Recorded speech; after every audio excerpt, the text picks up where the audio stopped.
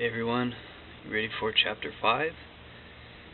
How the Mind Makes the Man. Man gradually grows into the likeness of that which he thinks of the most. This is another important metaphysical law, and is so closely related to the law presented in the preceding chapter that the analysis given for one will naturally explain the process of another. However, this second law is distinct from the first one in many of its phases, and it is so full of possibility that the understanding of its applications opens up a vast world of change and attainment along with a number of lines.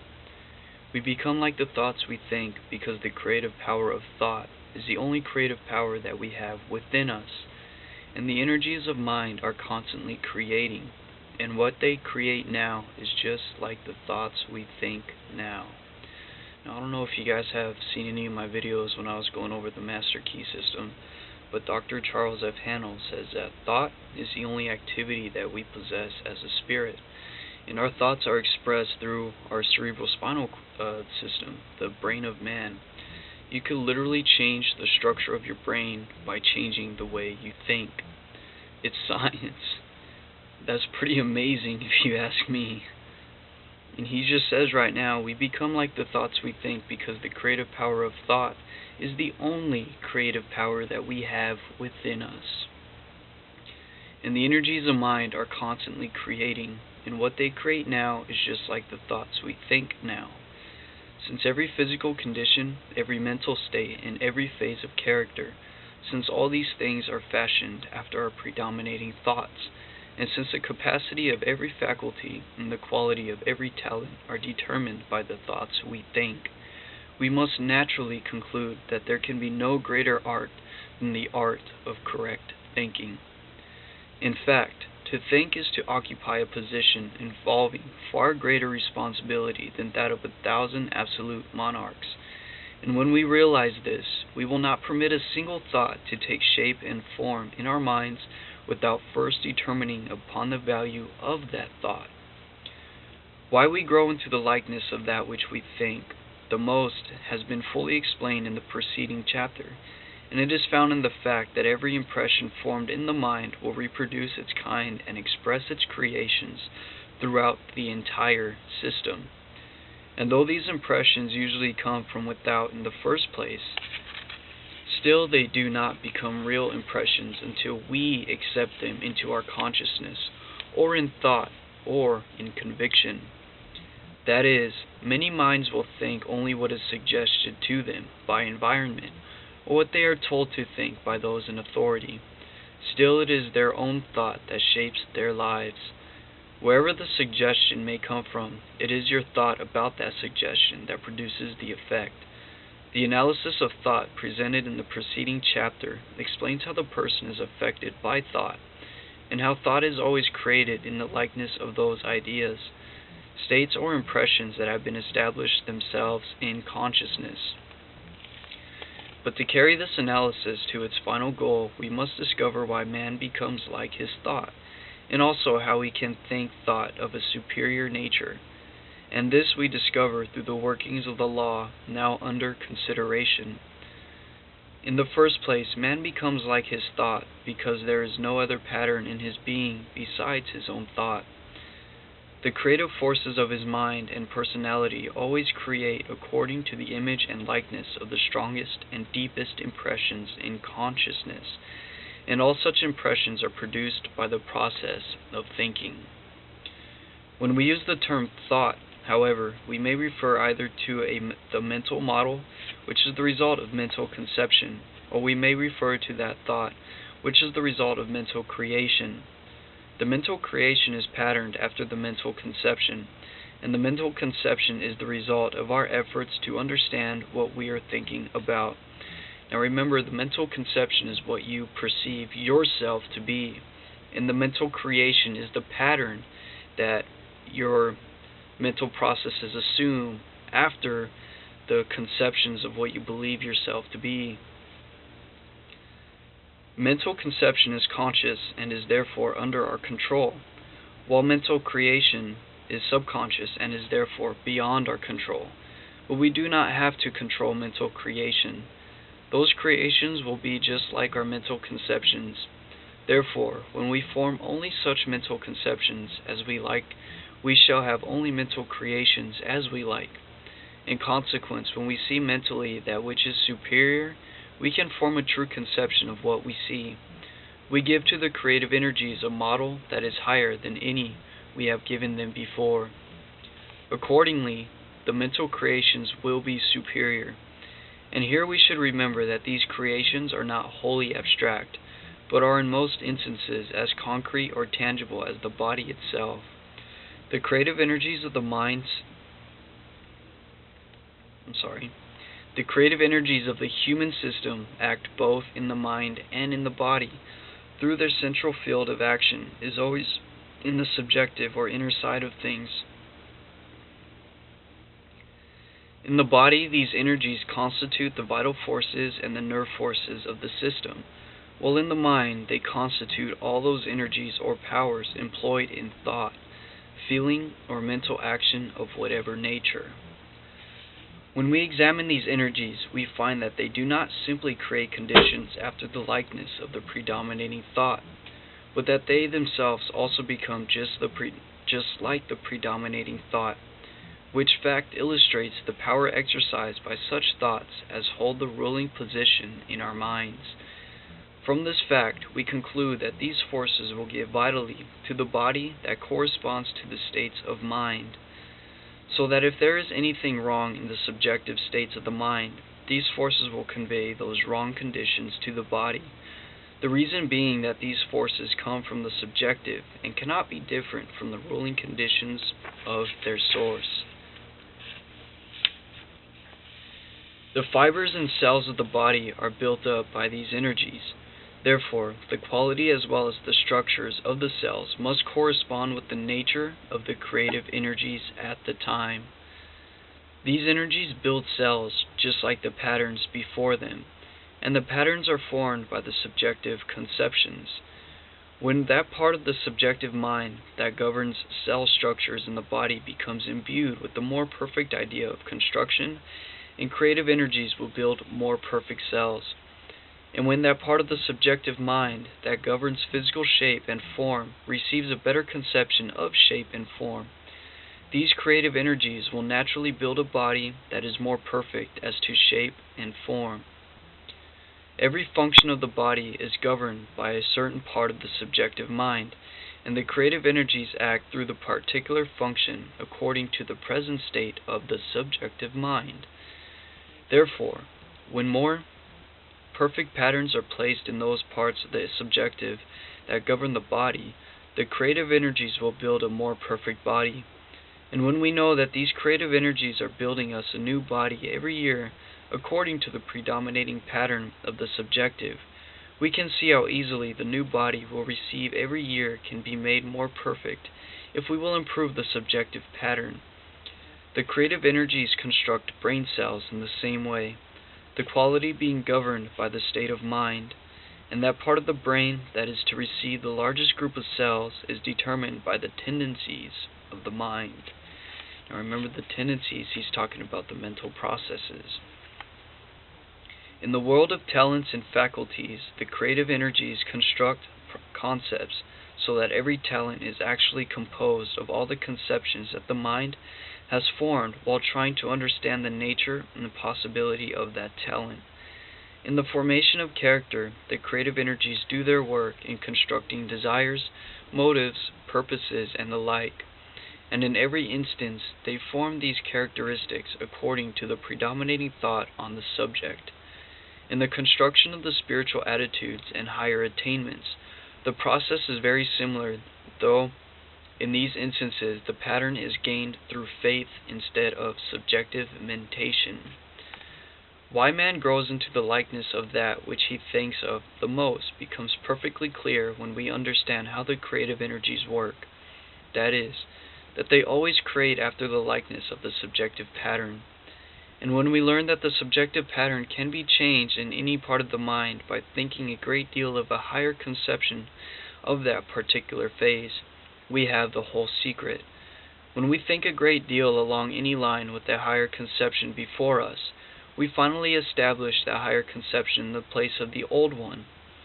When we hold an idea in mind a long time, that idea will become a predominating idea and will become larger and stronger than the other ideas, and will consequently be selected as a model by the creative energies. Now remember, your mind is like a garden, and he's saying by the predominating idea, the ideas that you entertain the most, the thoughts that you entertain the most about who you are, your conceptions of yourself. Because when you start to think a certain way about yourself, you are planting those seeds within the mind. And the more you think that certain way, you are building those stronger neural pathways within the brain. You are literally changing the structure of your brain to work in accordance with that natural state of thinking. Just like the seeds, when you plant the seeds, they get planted in the soil. And the more you keep watering them with the same thoughts, they start to grow. And then if you keep on growing them with those specific thoughts, they start to reap a harvest, and they become your character, your habitual way of thinking, your mental attitude. The next question before us is how to think only of those things that we desire to grow into the likeness of. And this question is answered through the following metaphysical law. Man thinks the most, both consciously and unconsciously, of what he loves the best. The simplest way to govern thought is to do so through love. When we love the lofty and the noble, we naturally think a great deal of those qualities without trying to do so, and in consequence we become more noble in thought, character, and motives. If we wish to develop the greater and the higher within us, we must love everything that contains greatness, and our love must be with the whole heart. That is, every fiber of our being must actually thrill with the passion for that higher something which we desire to develop. You know, it's very interesting he says that, because there's another person that book, it's called Law and the Promise, but Neville Goddard, he's known as a mystic and a very wise man, and this guy's a genius for his works. But he talks about the things that you're doing. You must love it, because you can't commit yourself to something that you don't love. So the secret of self-commission is faith plus love. Those are his exact words, and I can't remember what book it's from. It could be from the Law and the Promise. It could be what was that other book called? There's a lot of books that I have read. I'm more than happy to share each one with you, one at a time. So, with that being said, let's go ahead and continue with this one. Here we must remember that all intellectual or metaphysical methods for the development of talents or character, or anything of a superior nature within us, will fail unless we passionately love superior attainments. The man who loves honesty, justice, and virtue will become honest, just, and virtuous. Though if he does not naturally love those things, no amount of moral training can change his character. Millions of people are praying to become better, more noble, and more spiritual, but too many fail to receive answers to such prayers, and the reason why is found in the fact that they do not love as deeply as they should those superior attainments for which they are praying. They may desire those things in a superficial way, but that is not sufficient. Real love alone will avail, because such love goes to the very depths of life and touches the very essence of the being itself. When we, as a race, will begin to love the superior and the divine with the same depth of the love of gold or material pleasures, we shall become a superior race. When we love divine qualities with the whole heart, we shall think a great deal of such qualities, and the more we will try to understand the inner nature of those qualities. The higher this understanding becomes, the higher will our conception of the divine and the spiritual become, and the higher those conceptions are, the higher will be our thoughts. And since the outer man is fashioned after the ruling thoughts of his mind, we shall in this way steadily rise in the scale of life until we become in mind and personality like those higher thoughts we have learned to think. In other words, we shall manifest in the without more and more of the divinity that is within, and that such a process would be in time transform humanity into a superior race anyone can readily understand. And that is what I'm here doing right now, is to help those of you who are looking for that higher states of consciousness within yourself. And I'm doing this by sharing this with you on this video. Like I said, I'm here doing God's work, which is helping those of you who are looking for these things. And I'm more than happy to be the person to help you find that, because we are the lights of the world, you and me, and together we can make a difference. But it starts with us. It starts with you as a person. You have to change yourself before you can help others change themselves. Okay. Love, however, is not mere sentiment, nor is it ordinary emotionalism. Love also has quality. There is ordinary love, and there are higher forms of quality. Therefore, the love which we love must be developed into greater worth if we are to penetrate the realms of worth through our love. The reason why we naturally think the most about what we like the best is found in the fact that there can be no divisions in love. When you actually love something, that something will receive your undivided attention. And as all your thought goes where your attention is directed, you will in this manner give all your thought, both consciously and unconsciously, to that which you love. This we all know from our own personal experience, and we shall find that everybody has had the same experience, thus proving universally the absoluteness of this law. We have all seen people become beautiful in countenance and character after they had begun to love some high and noble purpose, and we can find thousands who have become more and more common because they have continued to love the ordinary. By living the ordinary, they naturally become like the ordinary. Thus their mental actions become inferior, and both mind and personality become inferior in proportion. The elements of the body may be in a low state of action and express grossness, or they may be in a high state of action and express refinement, and the state of the mind determines what those actions are to be, whether they are to be crude or refined. The low, common mind invariably gives sluggish or crude actions to this system, and in such a person the physical form looks very much like ordinary clay. But a lofty mind, a mind that is living in the ideal and the beautiful, and in the realization of the marvelous possibilities of mind, gives highly refined actions to the body, and such a body will naturally be superior in fineness, quality, and substance. It is therefore true that there are people who are made of a finer clay, not because they have come from so-called noble ancestors, but because their thoughts have become beautiful, lofty, and high. The attitude of love towards all that is superior should be cultivated with the greatest enthusiasm, and the love itself should also be made superior as we advance in the realization of the true worth. It is in this way that we shall find the true path and the simple path to high thinking, noble thinking, and right thinking. And man grows into the likeness steadily and surely of that which he thinks of the most. Since we think the most of what we love, the best we should love passionately, all that is beautiful and sublime. We should love all that is lofty and ideal. We should love the true side, the superior side, and the genuine side in all persons and in all things. But we should never think of the inferior at any time. We should love the perfect, the divine, and the spiritual in every soul in existence, and give the whole heart to the love of the sublime qualities of the Supreme. Thus we shall find that body, mind, and soul will respond to the perfect thought that we thus form while living in the mental heights.